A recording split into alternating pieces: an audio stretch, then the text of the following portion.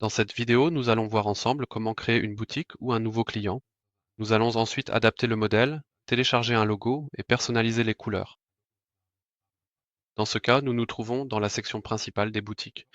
En haut, il y a un bouton pour créer un nouveau client. Si je clique dessus, j'accède aux paramètres de base de la boutique. Ici, il faut d'abord renseigner les informations de l'exploitant. Ces informations sur l'exploitant sont par exemple affichées sur la page de contact du front-end de la boutique.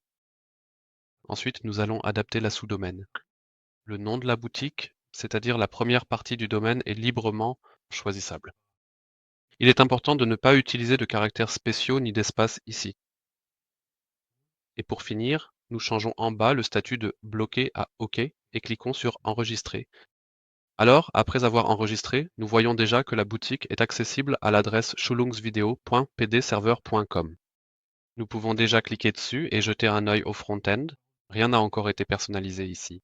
Au niveau des couleurs, nous voyons la page de connexion sans image de fond et maintenant nous allons tout personnaliser ensemble. Pour cela, nous revenons à l'aperçu de la boutique via le bouton Action de la boutique concernée, puis sur Personnalisation du template. Dans cette fenêtre, nous pouvons faire différentes choses, par exemple remplacer l'image de fond de la page de connexion. Je vais le faire ici. Je sélectionne une image ici et je la télécharge tout de suite en cliquant en bas sur Enregistrer, puis sur Télécharger. Nous pouvons également insérer un texte pour la zone d'en-tête. Je vais simplement prendre ici notre texte de démonstration et désormais on peut aussi placer les icônes des réseaux sociaux de l'entreprise concernée. Ici nous avons le choix entre l'en-tête et le pied de page. En principe, j'insère simplement l'URL du profil de réseau social correspondant et ensuite une icône apparaît à cet endroit dans le front-end. Ensuite nous avons les réglages de couleurs, soit je clique ici sur ce sélecteur de couleurs et je choisis la couleur ici. Ou bien j'ai déjà sélectionné une couleur à l'avance.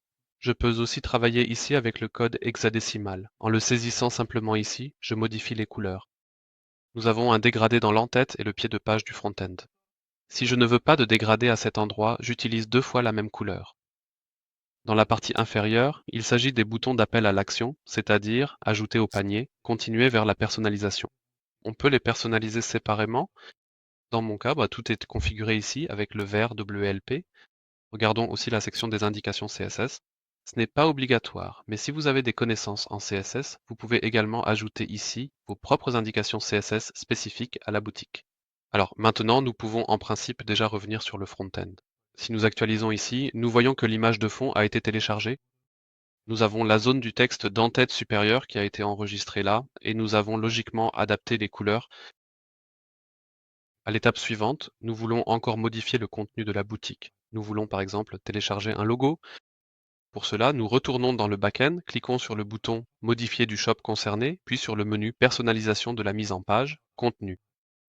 C'est la zone où je peux par exemple télécharger un logo. Faisons-le.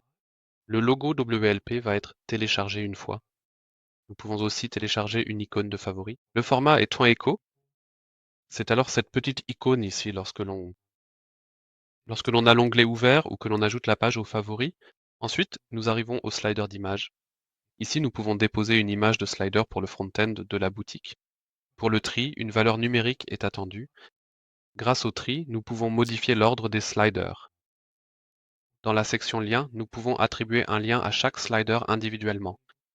Il peut s'agir de liens internes, aussi bien que de liens externes. Ensuite, nous cliquons sur Envoyer et nous avons déjà téléchargé un slider ici. On peut répéter cette opération autant de fois que l'on veut. Ces images seront ensuite affichées en diaporama sur le front-end. Passons aux autres champs de saisie.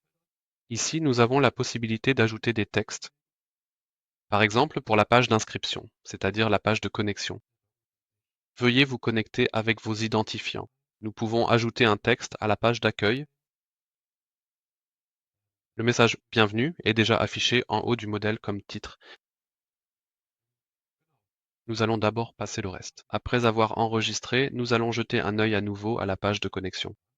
Et là, nous voyons d'une part que le logo est maintenant enregistré et d'autre part que ce texte s'affiche ici. Veuillez vous connecter avec vos identifiants.